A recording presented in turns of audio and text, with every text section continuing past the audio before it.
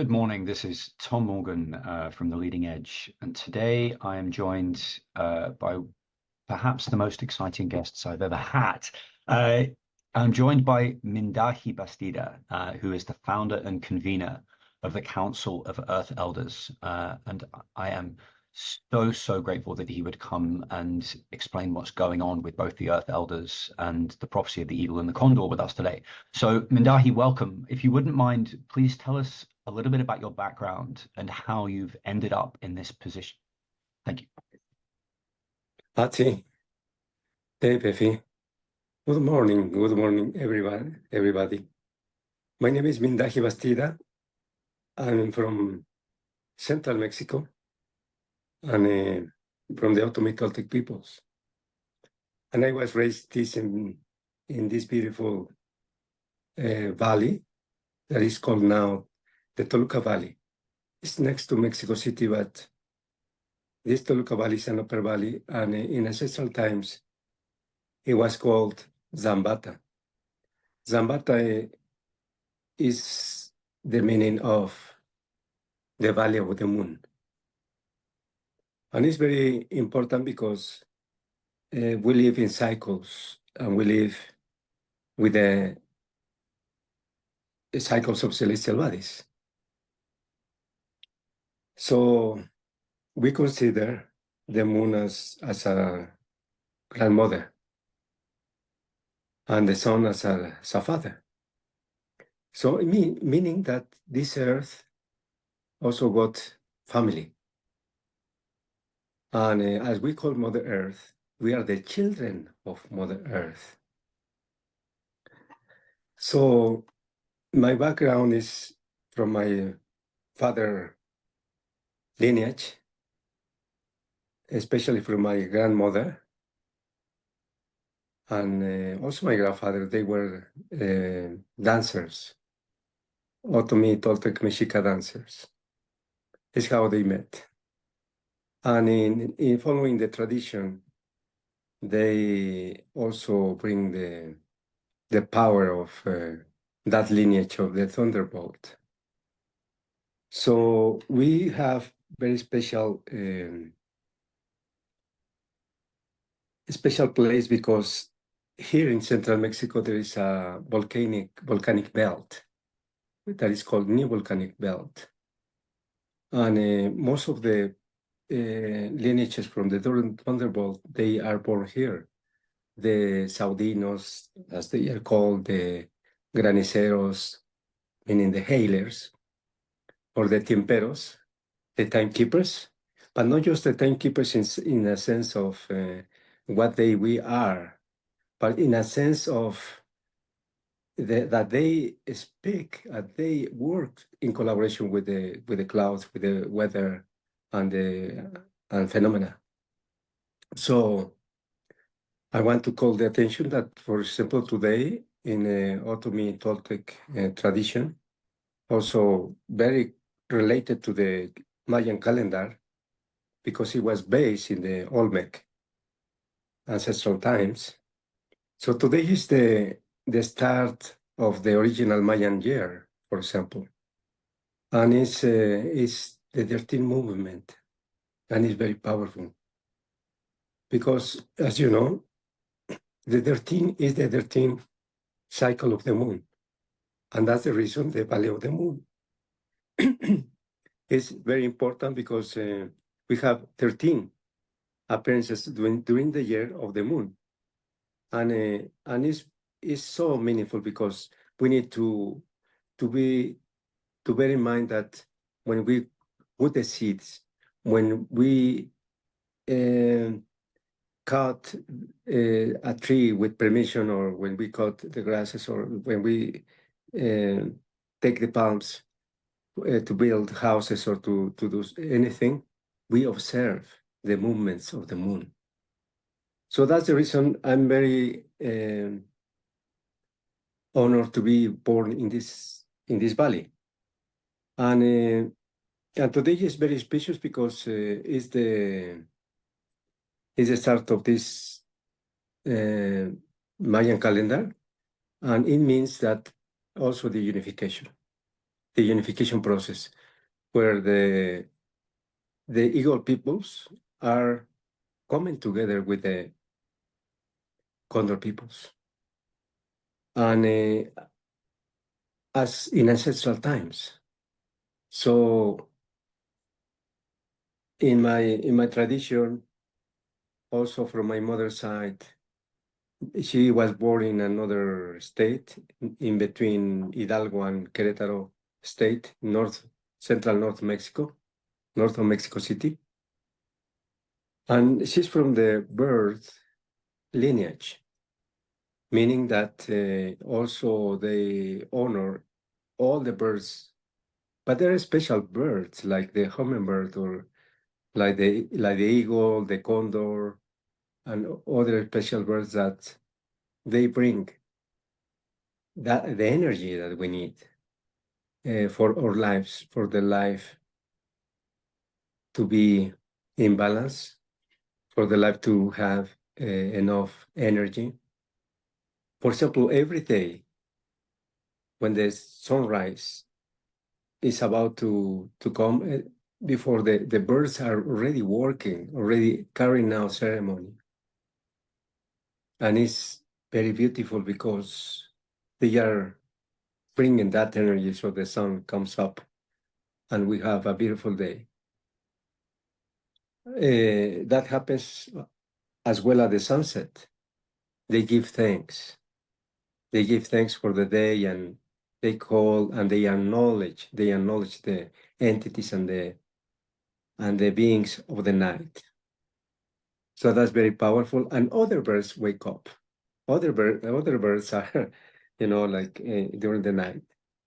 And so we have all those contacts with the natural world, but also it's very auspicious because if we live in the cycles of life, not fast, not that slow, but in harmony, then we can have a beautiful life. So that's the touch that we have as Otomi-Toltec peoples to live with this world, with nature, to live in harmony, to live in peace. But peace doesn't mean not to do anything. Peace means to do everything so it brings harmony, it brings balance. Because when you don't do your work, then peace is broken. That's how we think about peace. Peace is action, is to take action, is to take responsibilities. So that's a little bit of my background. I was raised in a very beautiful way because I have had so many mentors, especially my grandfathers, my grandmothers, but also other mentors that have guided me. And that's why in 1968, I began to carry out ceremonies in the Otomi Ceremonial Center. And we began to learn with the elders. And let me tell you that elders are not just elderly people. Elders are those who really hold the wisdom. And that wisdom is not just ancestral, it's modern and contemporary wisdom because we interact in the world. So that's a little bit of my background. Thank you. And then how did this Council of Earth Elders come about? What was its origin and what is your role within it? Well, ever since before, we were receiving the messages of how the world was becoming very unbalanced. It was in 1992 when I learned that the world was not doing very well. And even before, in the 70s, I saw with my own eyes how the river was dying here, dying in the sense of in the material world. The Lerma River is the longest river in Mexico. And we have some lands. We have a community-based land. It's called Ejido. And we used to swim in those waters. But then the industries arrived, and Mexico City was taking our waters to supply the growing Mexico City. And it was very tragic. It was an ecocide because the waters were polluted, the fish died, and it was very, very tragic. And with that, all my childhood, and I was thinking about the future. I was thinking about my peoples. We were not going to be able to swim anymore. And we had the wetlands, very beautiful wetlands. They were dying, and the wetlands were drying because of the waters being taken away through the Sistema Lerma. The system is that they conduit the waters from the aquifer, but also the surface. They were so polluted, and still they are so polluted. So I learned that, and I was talking with my elders, and they said, life is changing. And they were very sad when the ciénagas, the wetlands were drying up. Many women began to die. Many women began to cry very deeply because we have an entity here, the mother of the waters. We call the Atlanchane, the mermaid, La Sirena. And in this case, this sirena, this mermaid, is not with fish tail, is serpent tail. And it's a beautiful entity. Because of colonization and because of that, we were not able to carry out ceremonies. It was until the 90s, 1994, that we began to think about that. And 1996, because everything was chaos, then we began to carry out ceremony in public for the first time. The only way that we could carry out ceremonies was in the sweat lodge, in the Temazcal, because then we were not accused of doing something like witchery or something like that. But now we are coming back. We are coming back. And thanks to these prayers, we were able to bring back the waters. But we are still struggling. As I said, in 1992, I was present in the Earth Summit in the Rio 92, the United Nations Conference on Environment and Development. At that time, there were signed 3 covenants, 3 conveniums. But sadly, because all the governments were worried, and the industries and corporations and, states and peoples and organizations, they began to get worried about the state of the world, how much we were losing biodiversity, species. We were losing lands. Desertification was growing already, but also climate change. Climate change was already an issue. The sky was being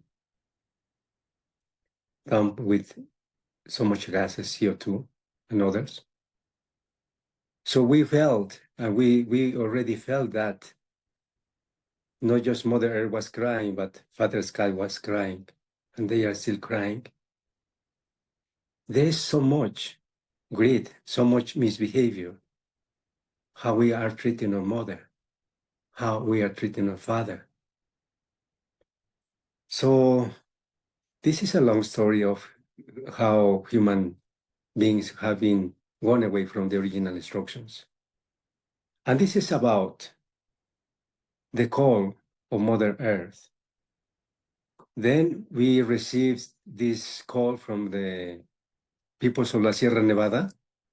We have had already many gatherings. For example, in the Otomi-Toltec Center in 1991, we had already been called by CONIC, the Confederation of the so-called at that time indigenous or Indian peoples of the continent, under the call of the eagle and the condor.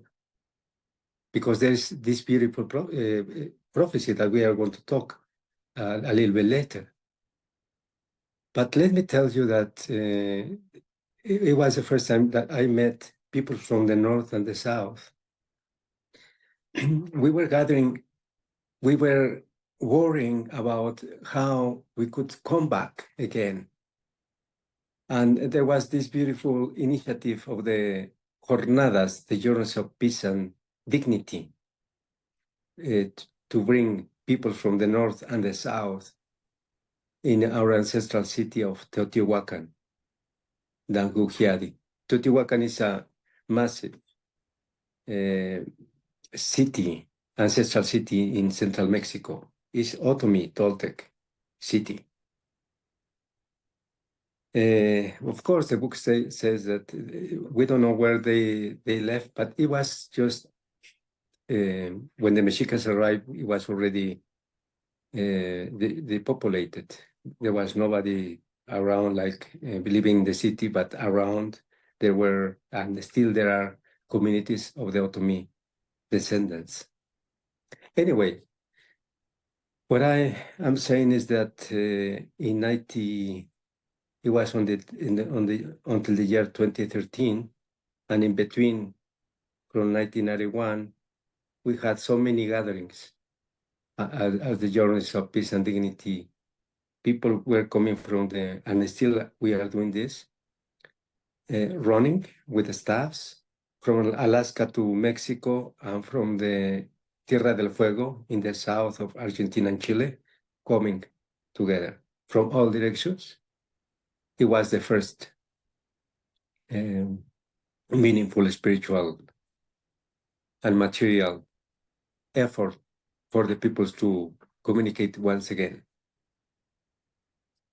And then in 2013, we were called by peoples of La Sierra, there are four, well, especially the Kogi, the Arhuaco, and then the Wiwa and Cancuamo. We gathered in Tezumaque. Tezumaque is a community of the Arhuaco peoples. Maybe you know about the Kogi more than Arhuaco, but the Arhuaco also are very present there. And they had to leave around the Caribbean Sea and the Pacific and the valleys to hide themselves from the colonizers. And they kept their traditions, they kept their ways, and until today they are struggling and fighting for the land back, and also strengthening their culture and taking care about the Black Line, now to protect the Sierra Nevada and the sacred sites. So while we were there in Tezumaque, I remember it was at the beginning of the year, we gathered and we produced this declaration. There was a material declaration that we can provide to you, but there is a spiritual also commitment. And it's where we received, at that time, the 4 pillars, the 4 mandates. And then later on, we received the 5th one. So we, as the Earth Elders, we received, through my person and others were around, these beautiful mandates. So that's how they were born. Interesting. So what is the prophecy of the eagle and the condor, and what does that relate to in terms of Well, there are many interpretations of the eagle and the condor prophecy because every people, every community, at least in the Americas, we have in the most beautiful ways, we have kept somehow this prophecy. Of course, not all the peoples we have it, but the peoples that we have kept this prophecy alive is at least in the Amazon, in the Andes, in Central America and North America, many peoples. So we knew about that because I was in the Otomi Ceremonial Center and I was asking the elders, there is a symbol like this.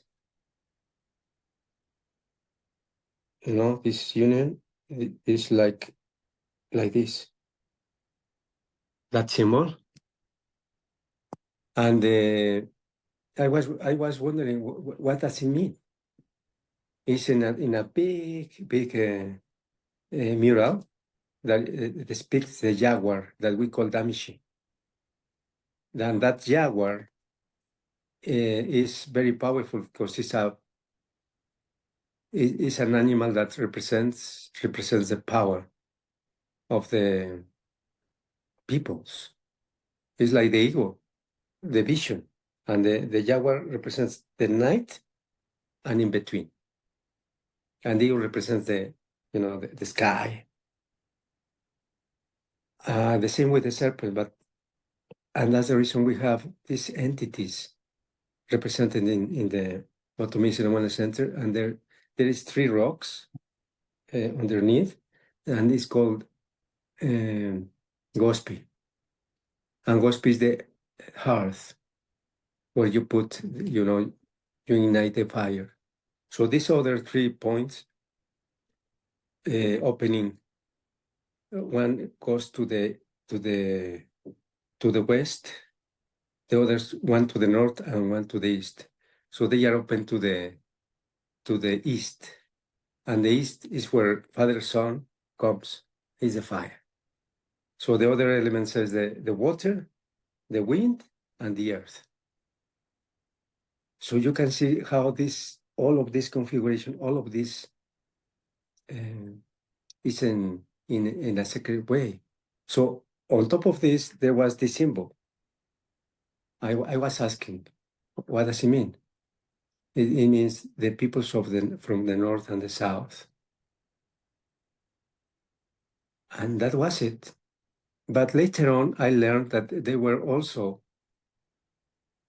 in touch with people from the east and the west in very ancestral times. So this prophecy is unfolding, revealing itself. So there are many interpretations, but I'm going to give to you the most, let's say, the most basic, and the most basic, it doesn't mean it's not complex, but the most basic way of understanding how in our cosmovision we relate to each other. So people from the north and the south were put apart. In the last age, it was 500 years ago when the colonization occurred in the Americas. But it also occurred before in Africa, in Asia, and elsewhere. And the root is about how humans have gone away from the original structures. That's the meaning. And how the peoples were put apart because under the position or the imposition of the colonial states and later on the nation states, they were not able to communicate anymore. And many peoples were destroyed, were undermined. Many peoples disappeared because they were destroyed in many ways. And some peoples they had to go to the mountains or to the, to the very intricate places to hide themselves, or they became in corregimientos, in in pueblos, in communities, in reservations, the so-called reservations in the North America, because people before were living in different ways. They some of they were kind of nomads, like the Chichimeca or Apaches or Mescaleros and many others. Most of the peoples were in that way,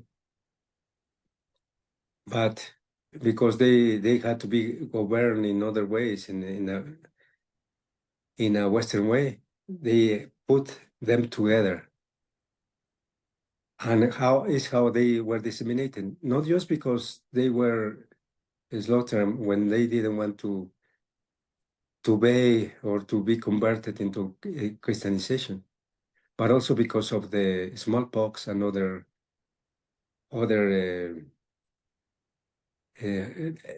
pandemias. Let's say pandemias at that time, it was very horrible. And because people were here, didn't have enough, enough strength to resist other viruses that were alien to this continent. So that happened in every continent. But in the Americas, it was like that. And the prophecy of the eagle and the condor then goes in this way. People from the north and the south are going to come together. Because one day, as Cuauhtemoc said, our sun has gone. Our sun has gone, and our peoples, our territories are going to be in darkness. It's going to be a long night, but there is going to be one day that our sun is going to come back, and our sun is going to bright once again. And the peoples from the north and the south are going to come together, and the consciousness is going to be elevated. And the time is coming. So that is also written. But now, some people say that has to do with the mind and the heart. Of course, has to do with that, but not only with that. And some people even put technology and science and with the wisdom as the counterpart. Of course, it has to do with that, but it's not just like that. Let's go deeper. Because there is heart and mind in the north, and there is heart and mind in the south. Meaning that there is south in the north, and there is north in the south. So what it means is that it's a call for the unification process. For the beginning is to acknowledge the spiritual authority of original nations and peoples. Because this spirituality shows us that we are the keepers, the practitioners of the ancestral wisdom, how to live in reverence, in responsibility with nature. So the prophecy of the eagle and the condor is quite important, because this prophecy tells us how we can behave and how we can honor life. And it's not just from the from the me to the we, but it's from the we to the responsibility to act. So we are aware of that. People from the north that represents the eagle. Mexico is one of those because it's in North America. Even in our flag, we have that vision. And one day I saw this beautiful flag, the seal of the National University of Mexico. one of the oldest universities in the world. Because, of course, there is Oxford and other ones, like in the Western way. But when it was acknowledged, the UNAM, it was in the Western way, but with ancestral seals. If you see the flag of the UNAM, because it was based in the Calpulis, in the ancestral universities of the Aztec. If you see the flag, the seal of the UNAM, you are going to see the eagle and the condor, and Latin America. But on top, of course, is North America. It was, the Aztec, the Mexica, all the Apache, the Mescalero, the Zuni, the Ute, all of them until the Innu, we were in touch. We were in contact. There was so much communication. So what it means is that it's a call now, not just from among the original peoples and nations, but from the original peoples and nations to the Western world for unification. So the prophecy of the eagle and the condor is not just for us, it's for humanity. And we are learning now, when we were in Africa, in South Africa, that they also have this prophecy rebellic. And it's so fantastic, it's so wonderful, because they are seeing in the ancestral cities the symbols of unification. And they are embracing this prophecy. They are embracing this prophecy because there is north everywhere and there is south everywhere. The global south and the global north is a concept that we can direct into this direction of unification process. We need each other. If we want to make it, we need each other. Meaning that, of course, original nations and peoples, we can guide others to remember who we are as humans.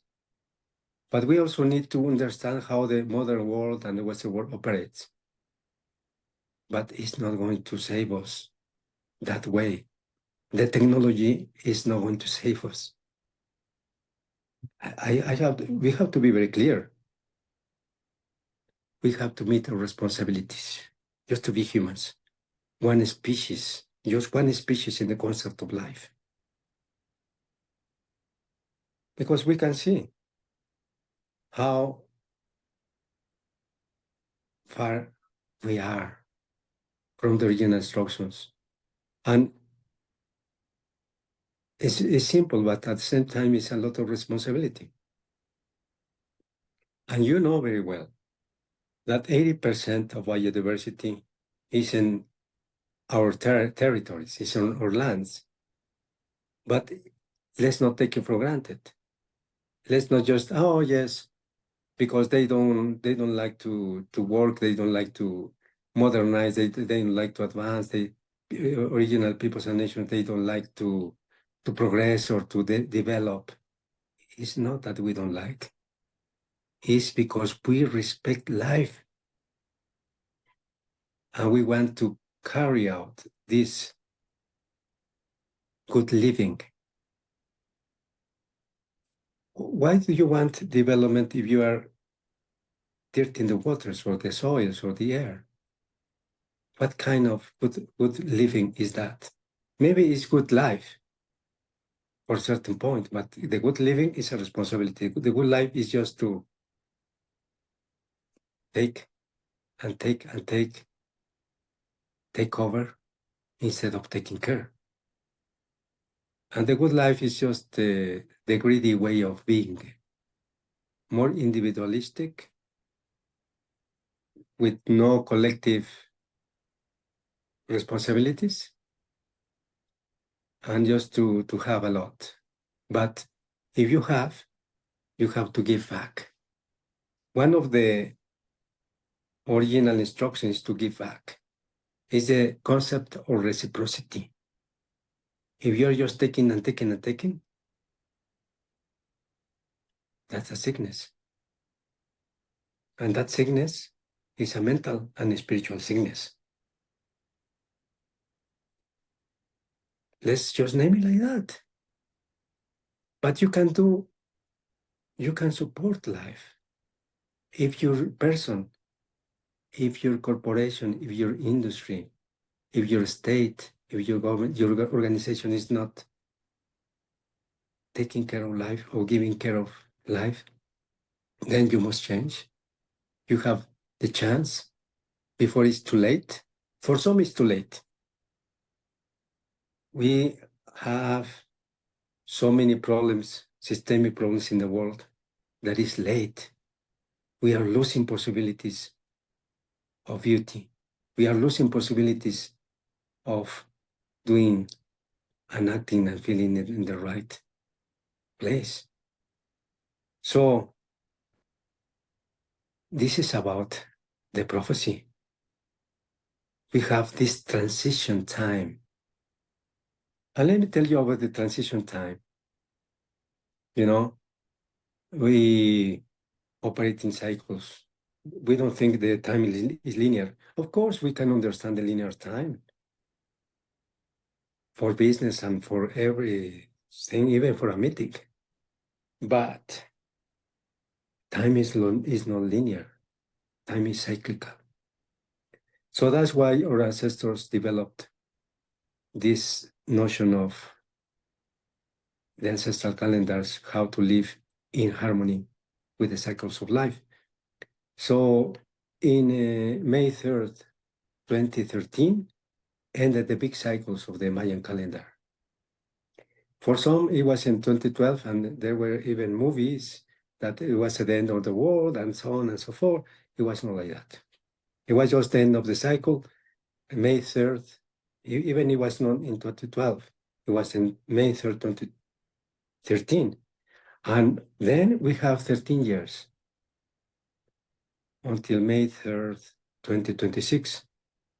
Because in the cosmovision, we have 4 sacred trees, and every big at the end of every big cycle, one of them falls, rest.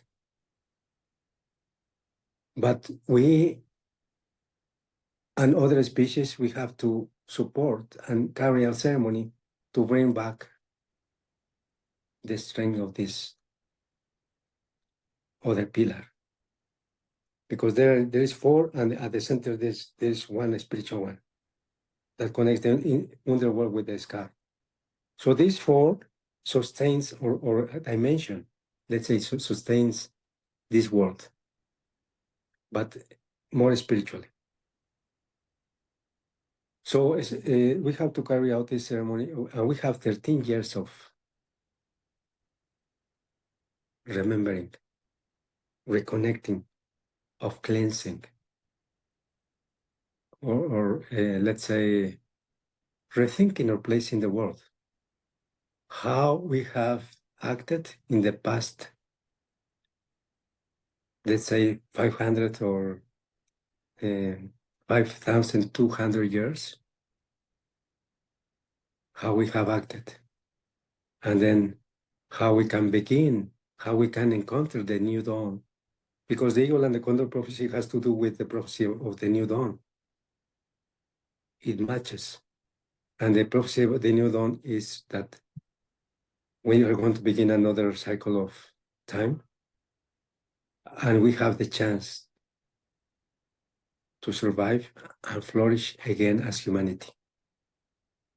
Because the problem is that in the modern society, in the Western society, in the rational way of thinking, this positivist way of thinking, we think that we are the peak of the creation. We are the most intelligent beings in this world. We are intelligent, yes, but we are not the only ones. There is intelligence everywhere. It's just that we don't have the capacity to acknowledge. But are we intelligent really? We are not so intelligent. Look at around you. How we are. What kind of cities we have. What kind of families we have. What kind of communities. So in many places, it's very sad what is happening. And we are getting the warnings. We are giving the warnings with the floods, with the fire. Now the four elements are speaking, are telling us. And this time it's not going to be the human agency that is going to give the lessons.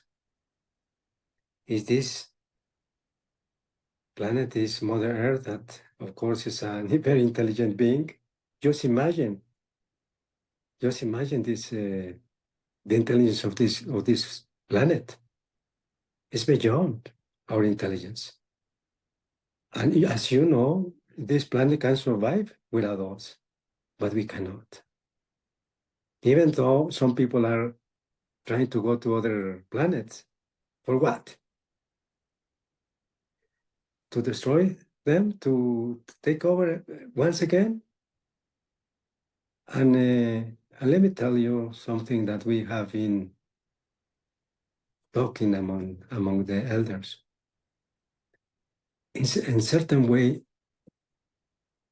yeah, we have the capacity of, of wondering. But basically, it's a betrayal. It's a betrayal of this planet. It's a betrayal for Mother Earth. Because we don't even know how all the species, we don't even interact with love. We don't give care. And then we have to go and destroy other planets? What is going on? We need to rethink our place in the world. We need to be more humble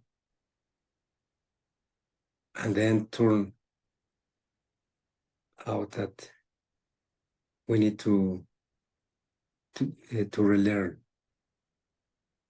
As my daughter says, we need to re-earth our minds, our spirits, our bodies. Because we were born here, and we were born here in this dimension, in this planet, for a purpose. And we think the purpose of human beings is to give care and take care of life, not to take over. You see? The eagle and the condor prophecy and the new dawn give us the perfect opportunity for the unification process, to acknowledge the ancestral wisdom. And science has to be under that. Science is to serve. If it's going to serve for the care of life, because there is science that is killing life. There is technology that is killing us little by little. And there is technology that is enslaving people. It's enslaving minds instead of freeing ourselves. So let's watch out. Let's be aware what is coming and what is happening already.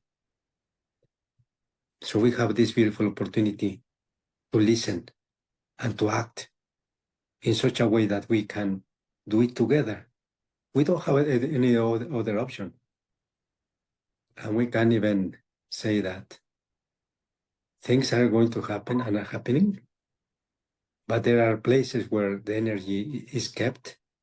So there is kind of this protection, these bubble protections in some bioregions, some ecosystems, because ceremonies have been carried out. The work is being carried out in such a way that we can survive in that way. But many are going to suffer. Many of us we are going to suffer if we don't have just to listen, if we don't act. So this is the time to act.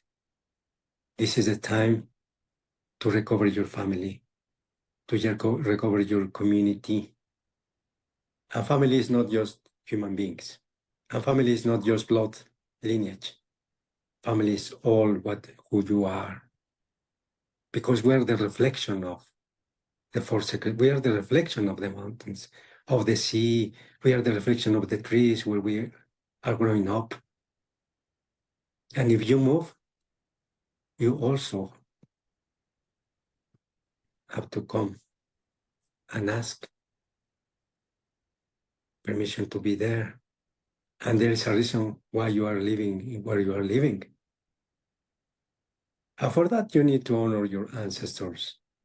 And the ancestors is not just the past, the ancestors is the future.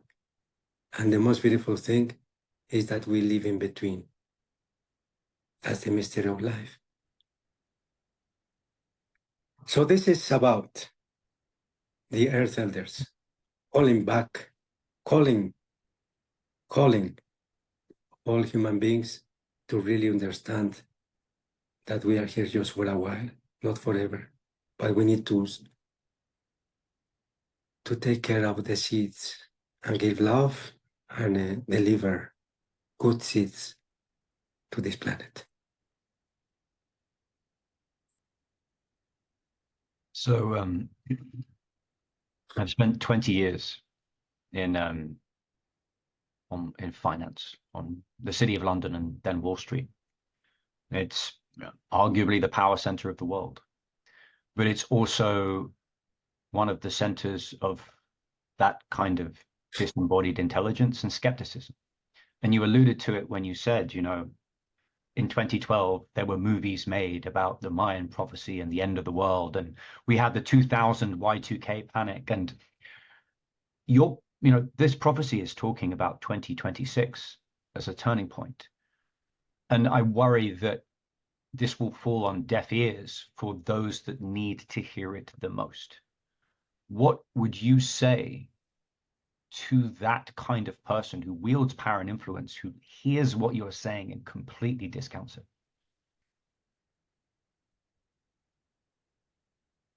This is time. This is the time for you to really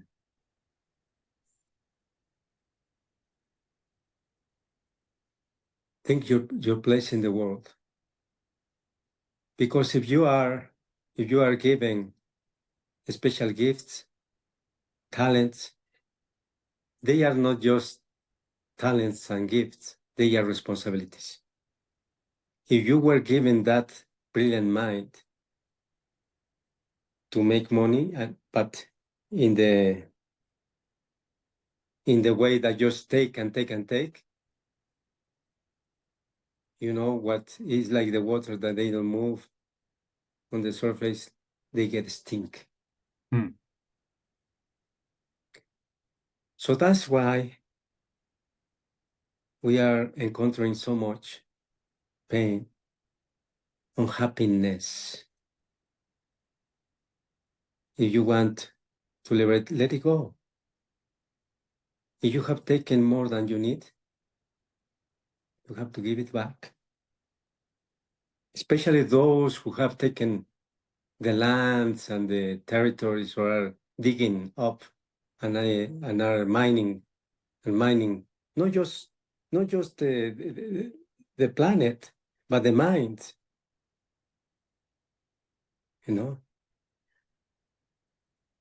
Come back home. And you can do something very, very special, if you can, to come back to harmony, to come back to balance. This is a beautiful opportunity. Maybe it's going to be too late at certain aspects, but we can still do it. We can still mend the hoop. We can still be and regain collective dignity. If you want to transcend, if you want to really do something, you are not alone. We need to act together. We can come together. So we learn and we do together. we feel together, we act together. It's very difficult because the human way of doing it sometimes is just my way. This time is not going to just to be my way. We have to learn and listen. So, as we say, people wake up because Mother Earth is waking up and faster than we think. So we still have time, a little time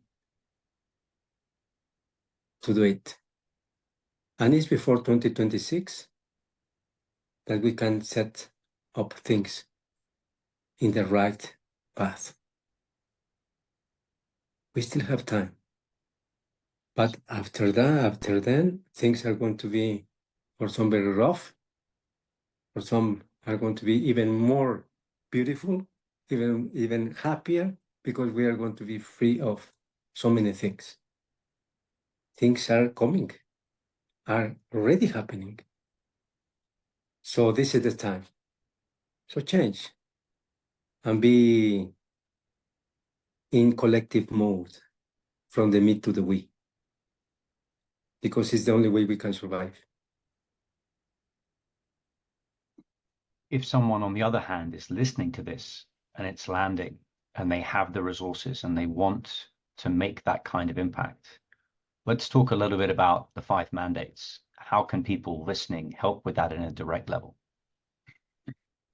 The 5 Earth mandates that we received at the beginning in 2013, I'm going to mention, we have so much to say, but just in summary, the 5 Earth mandates, the first one is the acknowledgement of the spiritual authority of original nations and peoples, meaning that we need to listen to the elders, to the Earth elders, because we're the ones who have kept this wisdom, how to live, how to be, how to feel, and how to act in such a way that this planet, this Mother Earth, is honored. So for that, we are building the councils, the Council of the Eagle and the Condor, the Council of 13, and the Council of 52, the Grand Council. All of us were named for the public, the Earth Elders. So if you can support this initiative, is wonderful. We are already doing it. We need your support. We need your help so we can give guidance. And the second one is the protection, activation, or reactivation of sacred sites. As you know, sacred sites are very important because those are the places where the energy is born, so life can flourish. They are major sacred sites, they are regional sacred sites, they are local sacred sites. And now we are directed to more major sacred sites in the first phase, the second phase to the more continental, and the third phase is more to the regional and local sacred sites. Many sacred sites are in danger. We are working in 2 directions. One is to create an international regime to protect sacred sites. And we were working with UNESCO, but sometimes because UNESCO is related to nation states and they have to carry out so many diligences and so on, it's so difficult. And plus, this is the anthropocentric way of thinking that humans have to acknowledge the sacred sites. It's the other way around. The sacred sites have to acknowledge us in that way. And we know that they are sacred sites because that's the deep connection that we have. And we need to take care and give care and carry out ceremony. So for that, we need to travel all around the world, carrying out those ceremonies, giving spiritual payments and spiritual offerings, so we can protect them. In protecting them, we are protecting ourselves. And this is the work, not just for us. This is the work for this planet, for all human beings, for all species. So that's the importance of this work. We have already almost finishing the second phase, and before 2026, we have to finish at least one other visits to other continental sites. We are working very hard, but we are also lacking resources, and sometimes, in the first phase, we was not public. In the second phase, we are now sending some messages. There's going to be even maybe a movie production, some certain kind of documentary. But in the third one, we want to that people that understands, people that really wants to that sacred touch, but with responsibility, they can also participate, not in a massive way, but in a very conscious way. So that's the second mandate. The third mandate is about the building and the establishment of the houses of original thought. These spiritual houses are very important because many people lost the touch with the elders and the young generations and the elders with other cultures. So these houses where the fire at the center is the main authority. And I want to tell you something. When you have special gatherings and the fire is present, it's more powerful.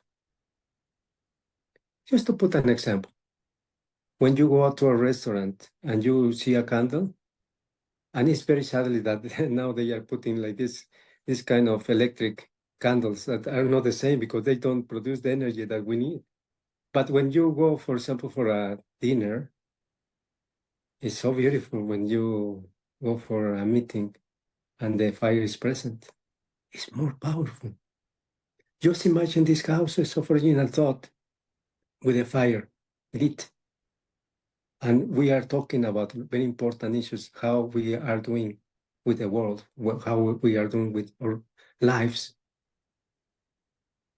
The fire is the master that guides us and guide us in such a way that we can do the right things. So these houses are meant to be built in the different bioregions, different territories of original nations and peoples for the beginning. And we are aiming 52 in the subrealms, in the bioregions of the world. For the beginning, we are advancing. We have already like 5 of those, but we need support to build this in different places around the world. And then ultimately we need to be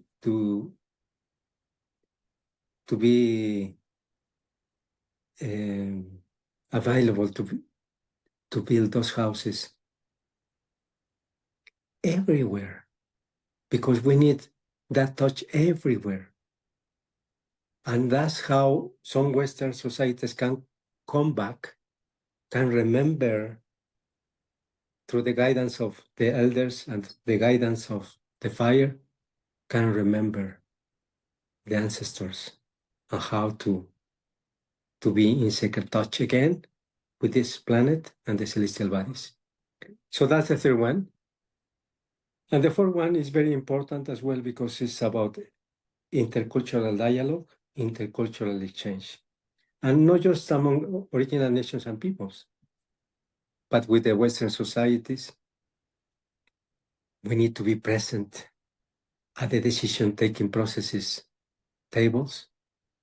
We need to be present at the UN meetings, UN gatherings, like the Conference of the Parties of Climate Change, Conference of the Parties of the Convention of Biological Diversity, even in Davos, in the World Economic Forum. We need to be present as EarthElders. So the voices of Mother Earth are listened and are put in those public policies, or even private policies. The corporation need to hear, they need to direct their ways of extraction. So you see, this exchange is to remember and listen, and to listen the Earth Elders how to act. So we are in that position. We have been participating in many, many gatherings, but we still are lacking places in the decision-taking processes at the national, regional, and international levels. So the fifth mandate, which is one of the most crucial ones, is the land back, is the earth jurisprudence, is the rights of nature. Remember, it was in 1992 when the environmental and the so-called now sustainable development emerged. And many ministries were born at that time, because before there was not even a ministry for the environment. A ministry for the environment began in 1992 and onwards. And some places there, they have even now the sustainable development or the sustainable ministry, sustainability ministry, like in Canada and other places. But we have been advancing because of the good living paradigm and the rights of nature, because the environmental law has been very permissive. It's just to facilitate the so-called development, the destruction and the taking over of nature. And if you just fill up, the requirements, and here you have the permission to mine in an open mining. But you see how the world is suffering, not just this planet, but the peoples and the species. Anyway, I have said that before, but just to recall. So this earth jurisprudence and the rights of nature, let me tell you something about that. The rights of nature came to acknowledge the rivers, the mountains as subject of rights. And it's very important because corporations had already that personhood. Why not a river? Why not a mountain? Why not the seas? So you see how the great notion of this thinking is killing us, because it's based in anthropocentric thought. So we need to go from the anthropocentric to the ecocentric and cosmocentric, and that expansion of mind. So that's why we are calling back, and we are fighting for the land back. It's not for us to own, but to protect, to give care, to give love to the ecosystems.